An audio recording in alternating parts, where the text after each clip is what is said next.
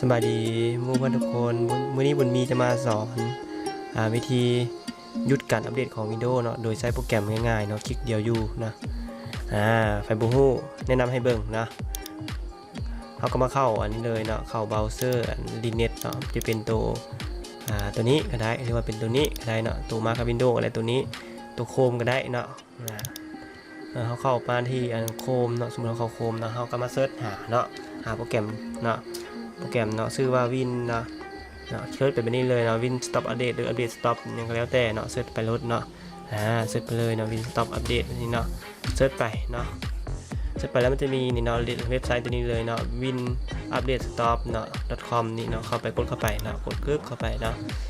นี่มันจะให้ดาวน์โหลดเนาะนี่โปรแกรมหน้าตามันจะเป็นประมาณนี้เนาะแม่นเลยเนาะโปรแกรมนี้เลยเนาะใช้งานเลยเนาะใช้งานดีเนาะโปรแกรมนี้เนาะดาวน์โหลดไปเลยเนาะดาวน์โหลดหน้าเนาะกดไปเลยเนาะแล้วก็เอาในสแตนดาร์ดเนาะนี่เนาะมันดาวน์โหลดจะเป็นในนี้เนาะขึ้นในนี้เลยเนาะนี่ขึ้นไปนี่สามารถกดคลิกคลิกอันนี้ได้เนาะคลิกนี้หยุดเนาะหยุดโหลดเนาะนี่มันหยุดโหลดเนาะอันนี้มันโหลดต่อเนาะเขาน่าจะเบิ่งมันโหลดอยู่ไปเต็มนะครับให้เข้าอยู่ที่ใน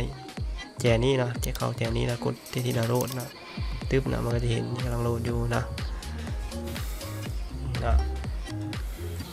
เมื่อโหลดแล้วเราสามารถคลิกรันได้เลยเนาะคลิกนี้แล้วมันเป็นการรันเนาะรันขึ้นมาอีกเนาะได้ขึ้นกันเนาะหรือว่าเอาไปออกก่อนก็ได้เนาะอันนี้เป็นขั้นตอนการติดตั้งเนาะอาจจะไปที่โซลโฟลเดอร์นี่ก็ได้เนาะหรือว่าจะกดมาเองก็ได้เนาะกดไปที่ใส่เนาะกดไปที่นี้เนาะกดไปที่เข้าตัวนี้นะนี่เนาะเข้าไปในดิสพีซีแล้วเข้าไปที่ดาวน์โหลดนี่เนาะดาวน์โหลดเนาะแล้วก็มาเลื่อนหาตัวที่ดาวน์โหลดมาในตัวนี้เนาะนี่เนาะชื่อโปรแกรมมันเลยเนาะ Win Update Stop เนาะทำการติดตั้งไปเนาะนี่ตึ๊บเนาะติดตั้งไปเนาะนี่เนาะติดตั้งไปปุ๊บมันโปรแกรมน้อยๆเนาะติดตั้งแป๊บเดียวเนาะ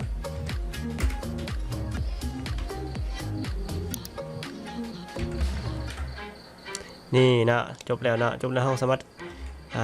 กดขั้นตอนออกมันกับบอลลันเนาะถ้าเป็นนี้มันก็จะบอลลันถ้าเป็นนี้มันก็ลันซื่อๆเนาะบ่มีความหมายอย่างดอกอันนี้เนาะสามารถกดพิมพ์นี้ออกไปได้เลยเนาะเราสามารถกดรันเองก็ได้อยู่นี่เนาะนี่เนาะโปรแกรมโหลดใหม่มันจะเข้ามานี่นะเราจะคลิกมาที่ Windows เนาะวินโดว์ปุ๊บเนาะเดินหาตึ๊ดบ่เห็นเนาะไม่ใช่นี่นะนี่ตัวนี้เลยนะนี่ตัวนี้นะมันจะอยู่นี่นะนี่เราสามารถดึงมันที่ใดนะกดพันเข้าไปนะนี่นะอันนี้ง่ายๆเลยนะตัวนี้ก็คือหยุดอัปเดตตัวนี้ก็คืออัปเดตนะเปิดอัปเดตนี่ก็ปิดอัปเดตเปิดอัปเดตปิดอัปเดตนะอันนี้เนาะเปิดตั้งค่าฮะนี่เนาะเปิดมาตั้งค่านี่ซื่อๆเนาะนี่นะถ้าเราอยา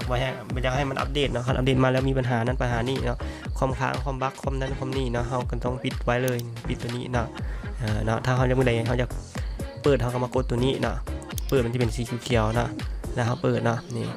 อันนี้เขาปิดกินนี่เนาะมันนี่เขาเปิดนี่เนาะเปิดเป็นสีเขียวแบบนี้เนาะแต่ว่าตอนนี้เปิดอัปเดตอยู่เนาะอันเขาจะเข้าไปตั้งค่าอยู่คนนอกพาเนลอย่างก็ได้เนาะแต่ว่ามันยากเนาะให้ประเภทแบบนี้มันง่ายเนาะอันนี้ปิดเนาะอันนี้เปิดเนาะหลังจากเขาได้พอใจเนาะทุกเขาปิดแบบนี้เนาะมันก็ขึ้นตัวซื้อเหลืองวันนี้เนาะถือว่าแล้วเนาะกดออกไปเลยเนาะถือว่าใช้งานได้เลยตลอดเลยเนาะตลอดชีวิตเลยเนาะโปรแกรมนี้ก็ปะไว้นี่เนาะไว้เปิดไว้ปิดเนาะหลังจากเรารีสตาร์ทคอมเนาะ1 ครั้งเนาะเรากดรีสตาร์ทคอม1 ครั้งมาแล้วคอมเราก็สามารถทำงานได้ตามปกติเนาะก็คือมันจะปิดอัปเดตให้เนาะเราจะเปิดก็คือต้องเข้าไปเปิดคืนเบื้องนี้เนาะปิดเปิดเนาะเข้าใจง่ายๆเนาะ